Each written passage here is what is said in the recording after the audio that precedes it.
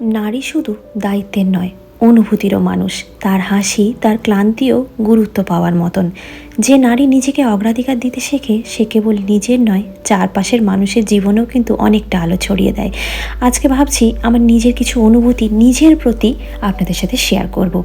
I matter, আমি গুরুত্বপূর্ণ। নিজের মনের কথাগুলো শোনা উচিত, কারণ নিজের অনুভূতিগুলো ঠিক ততটাই মূল্যবান যতটা নিজের দায়িত্ব।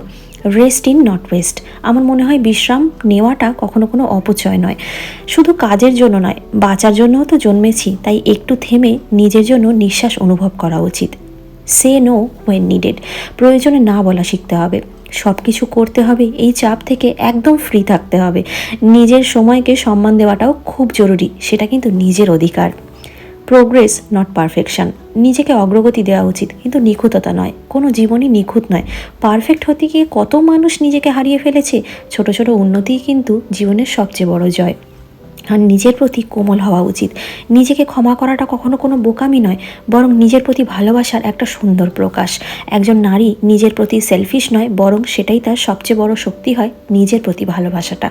তুমি যখন নিজেকে ভালোবাসো, তখন পুরো পৃথিবীটা তোমার হাসির ছায়ায় একটু বেশি সুন্দর হয়ে ওঠে। কেমন লাগলো ভিডিওটা জানাতে কিন্তু ভুলবেন না।